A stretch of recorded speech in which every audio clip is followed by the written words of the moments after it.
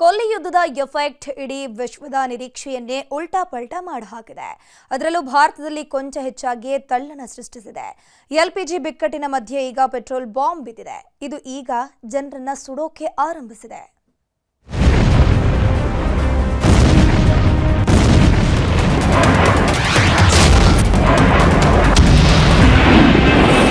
ಮಧ್ಯಪ್ರಾಚ್ಯದಲ್ಲಿ ಮೊದಮೊದಲು ಪರಸ್ಪರ ವಾಯುನೆಲೆಗಳು, ಸೇನೆಗೆ ಸಂಬಂಧಿಸಿದ ಕಟ್ಟಡಗಳ ಮೇಲೆ ದಾಳಿಗಳು ನಡೀತಾ ಇದ್ವು.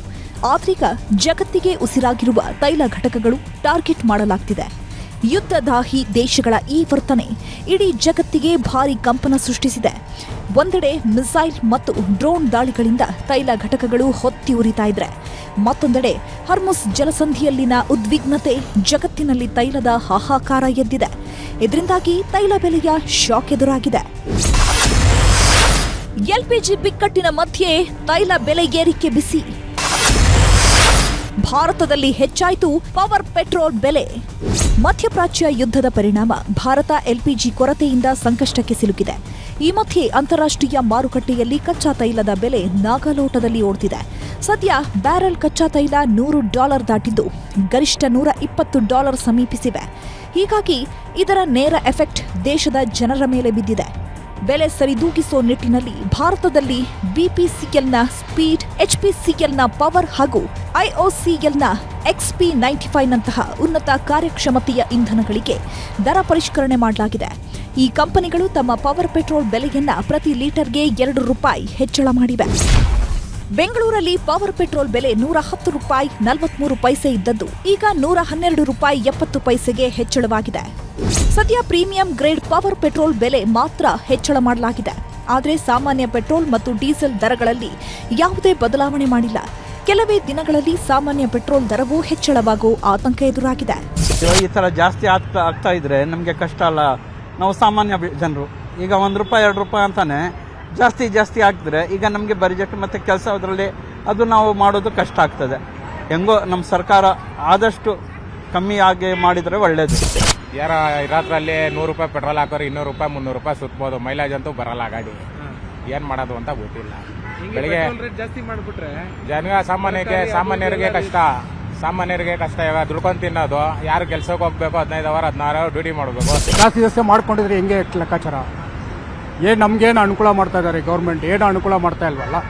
ಅಲ್ಲಿ ತರಿಸ್ತಾ ಇದ್ದೀನಿ, ಇಲ್ಲಿ ತರಿಸ್ತಾ ಇದ್ದೀನಿ ಅಂತ ಹೇಳ್ತಾರೆ ಹೊತ್ತು ಬೇರೆ ಏನು ಪಬ್ಲಿಕ್ ಏನು ಹೆಲ್ಪ್ ಮಾಡ್ತಾ ಇಲ್ಲ.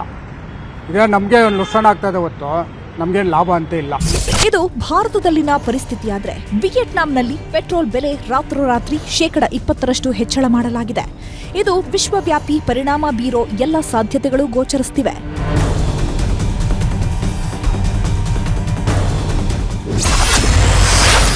ರಾಜ್ಯದಲ್ಲಿ ತಗ್ಗದ ಕಮರ್ಷಿಯಲ್ ಸಿಲಿಂಡರ್ ಟೆನ್ಷನ್.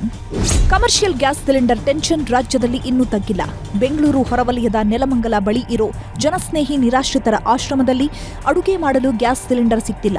ಹೀಗಾಗಿ ಆಶ್ರಮದಲ್ಲಿರೋ ನಿರಾಶ್ರಿತರಿಗೆ ಅಡುಗೆ ಮಾಡೋದು ಸವಾಲಾಗಿದೆ. ಜನಸ್ನೇಹಿ ಆಶ್ರಮದಲ್ಲಿ 160 ಜನಕ್ಕಿಂತ ಹೆಚ್ಚು ಜನ ಇಲ್ಲಿದ್ದಾರೆ. ಸೊ ಇವ್ರಿಗೆಲ್ಲ ಹಸಿವು ನೀಗಿಸೋದು ಎಷ್ಟು ಕಷ್ಟ ಅಂತ. ಗ್ಯಾಸಿನ ಅಭಾವ ಅನ್ನೋದು ತುಂಬಾನೇ ಎದ್ದು ಕಾಡ್ತಾ ಇದೆ. ಹಾಗಾಗಿ ಪ್ರತಿದಿನ 165 ಜನ ಒಂದು ಟೈಮ್ ಅಂತ ಹೇಳಿದ್ರೆ ಒಂದು ದಿನಕ್ಕೆ 500 ಜನ ಊಟ ಮಾಡಬೇಕಾಗತ್ತೆ. ಕಮರ್ಷಿಯಲ್ ಸಿಲಿಂಡರ್ ಅಭಾವದಿಂದಾಗಿ ಬೆಂಗಳೂರಿನ ಬಹುತೇಕ ಹೋಟೆಲ್ಗಳಲ್ಲಿ ಮೆನು ಕಟ್ ಮಾಡಲಾಗಿದೆ. ಇದು ಪರೋಕ್ಷವಾಗಿ ಅಕ್ಕಿ ವ್ಯಾಪಾರಿಗಳ ಮೇಲೂ ಪ್ರಭಾವ ಬೀರಿದೆ. ಗೋಡೌನ್ನಲ್ಲಿ %25 ಅಕ್ಕಿ ಹಾಗೆ ಉಳಿದಿದೆ. ಕಳೆದ ಒಂದು ವಾರದಲ್ಲಿ %20-25 ಅಕ್ಕಿ ಮಾರಾಟ ಕುಸಿತವಾಗಿದೆ. ಅತ್ತ ಕರಾವಳಿಯಲ್ಲಿ ಗ್ಯಾಸ್ ಲಭ್ಯತೆ ಇಲ್ಲದ ಕಾರಣ ಮೀನು ಊಟದ ಹೋಟೆಲ್ಗಳು ಬಂದ್ ಆಗಿದೆ. ಅನೇಕ ಹೋಟೆಲ್ಗಳು ಮುಚ್ಚಿರುವ ಪರಿಣಾಮವಾಗಿ ಮೀನುಗಾರಿಕೆ ಮೇಲೂ ಹೊಡೆತ ಬಿದ್ದಿದೆ. ಮಲ್ಪೆ ಬಂದರಿನಿಂದ ಮೀನು ರಫ್ತು ನಿಂತಿದೆ.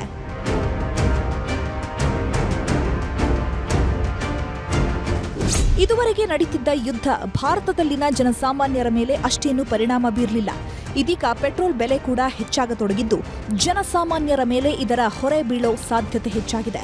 ಸರ್ಕಾರ ಇದನ್ನೆಲ್ಲ ಹೇಗೆ ನಿಭಾಯಿಸುತ್ತೆ ಅನ್ನೋದು ಸದ್ಯಕ್ಕೆ ಕುತೂಹಲ. Bureau report, news 18.